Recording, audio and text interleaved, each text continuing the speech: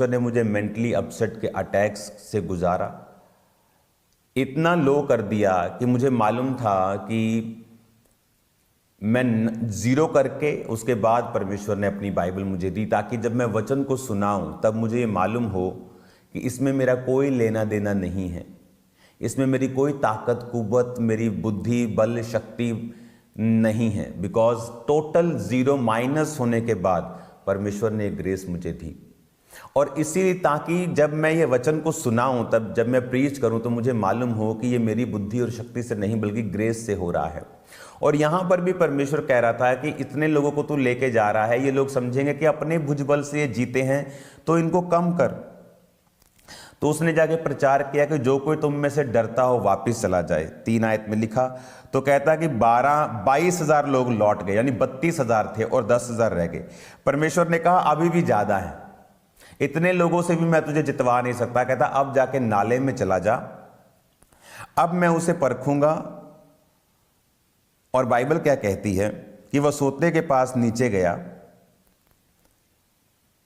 और परमेश्वर ने कहा जितने कुत्ते के समान जीभ से पानी चपड़ चपड़ करके पिए उन्हें अलग रख, वैसे ही वो जो घुटना टेक कर पिए। तो उसने 10,000 लोगों को कहा कि सोते के पास जाओ और पानी पियो। और कईयों ने पानी पिया पूरा, जैसे तसल्ली के साथ नहीं खाते लोग पीते, तसल्ली के साथ पूरा घुटने टेक कर पूरा मुंह डालकर अच्छी तरह से पानी पिया। और 300 लोगों ने कुत्ते के समान चपड़ चपड़, यानी अब लोग इसकी गलत व्याख्या बहुत करते हैं इस वचन की।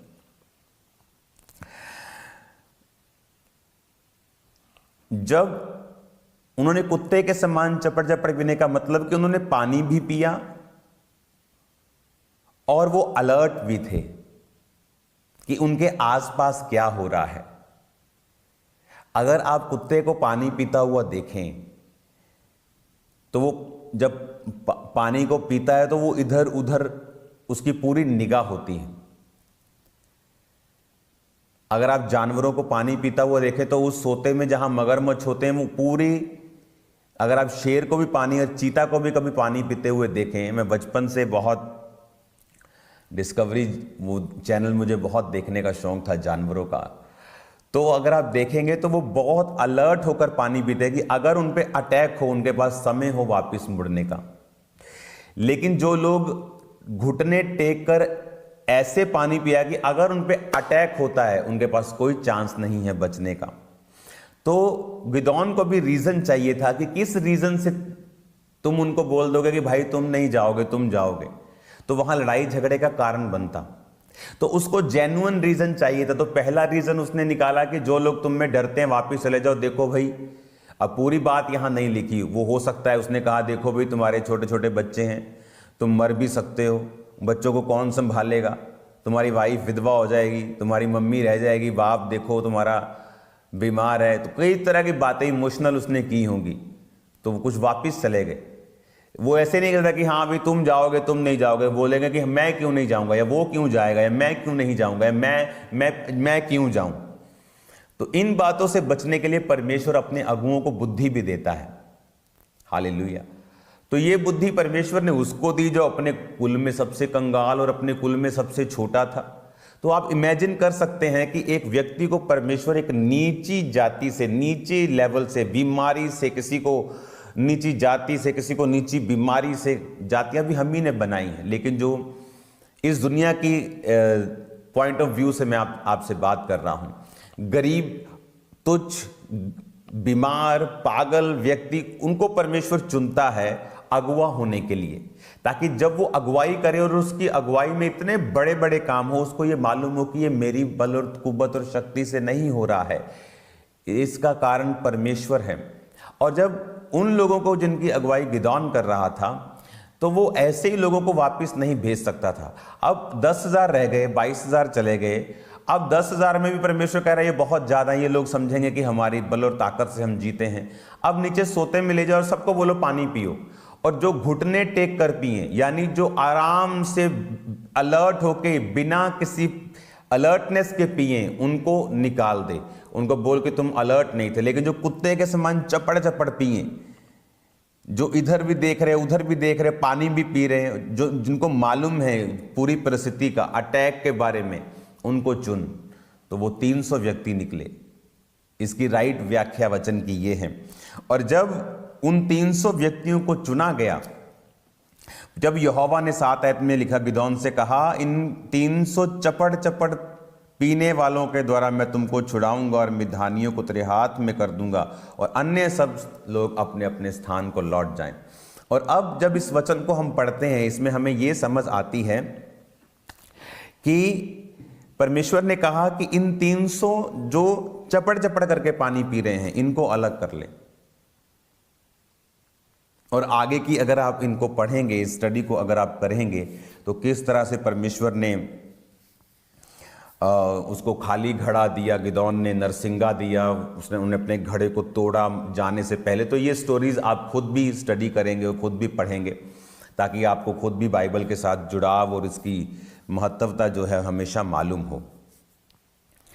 तो इन चीज़ों से हमें ये समझ आती है कि परमेश्वर अपनी महिमा, अपनी ग्लोरी किसी को नहीं देता। और परमेश्वर, अगर आप तुच्छ हैं, अगर आप रिजेक्टेड हैं, आपके अंदर रिजेक्टेड स्पिरिट है, लोग आपको रिजेक्ट करते रहे हैं, इसका मतलब परमेश्वर आपको एक्सेप्ट करेगा। अगर 4 ने आपको छोड़ा तो लाखों लोग आने वाले समय में आपको एक्सेप्ट करेंगे। हालेलुया। मैंने अपनी लाइफ में शुरू से बातों को नोटिस किया था कि मेरी उस तरह से संसार में मैं नहीं रिश्ता था जिस तरह से लोग थे, और रीज़न मुझे समझ नहीं आता था, क्योंकि परमेश्वर ने मुझे अपने लिए अलग करके रखा हुआ था। तो आपको फिर जब आप परमेश्वर में आएंगे, आपको परमेश्वर में आने का मकसद और आपको अपनी लाइफ की इवेंट्स का मकसद फिर समझ आएगा, और कोई सवाल आपकी लाइफ में फिर नहीं होगा। God bless you all. इस वचन को मैं कंटिन्यू जारी रखूंगा, और मेरा बिलीव है कि आप लोग इस वचन से, इस टीचिंग से बरकत पा रहे होंगे और स्पिरिचुअल ग्रोथ को ले रहे होंगे। God bless you all. Sunday को स्पेशल प्रभु भोज की मीटिंग में आपको फुल फैमिली और प्रभु भोज आपको अलग अलग करके दिया जाएगा, उनको हिस्सों में बांट कर दिया जाएगा और प्रार्थना के साथ दिया जाएगा। और मेरा बिलीव है आप लोग सेम नहीं होंगे। आज शाम को प्रार्थना पहाड़ की प्रेयर्स में फिर मिलेंगे। मेरा बिलीव है ये वर्ड, ये टीचिंग आपको सेम नहीं रहने देगी। Hallelujah. God bless you all. कल फिर रोज़ की रोटी को कंटिन्यू मैं जारी रखूँगा, और जो वर्ड, जो डीप वर्ड आप सुनेंगे, आप उसे लिखें, आप उसे समझें। हालेलुया। संडे को मिलेंगे खुदावंद की प्रेजेंस में। जितने लोग आज पहली बार इस वचन के साथ जुड़े हैं, अपनी आंखों को बंद करके अपने हाथों को उठा के मेरे पीछे एक प्रार्थना करें। बाकी सब लोग ये प्रार्थना करके उनका साथ दें। बोले, प्रभु यीशु मसीह, मैं पापी हूँ, मुझे माफ़ करें, अपने लहू से धोएं, मुझे अपनी संतान होने का अधिकार दें, मेरे जीवन में आए, प्रभु यीशु मसीह के पवित्र नाम में। आमीन। Hallelujah. God bless you all. शाम को मिलते हैं खुदाबंद की प्रेजेंस में। आप सेम नहीं होंगे। जो प्रेयर माउंटेन की प्रेयर्स को कर रहे हैं, वो शैतानी बंधनों से फ्री हो रहे हैं। मैं आपको बता रहा हूँ, आप उनकी लाइव्स में चेंज देख रहे हैं लोगों की, क्योंकि वहाँ पर कोई टाइम वेस्ट नहीं है। जस्ट आप ऑन करेंगे 8, उसके बाद फायर और प्रेयर और फायर और प्रेयर आपका वेट कर रही होगी। God bless you all.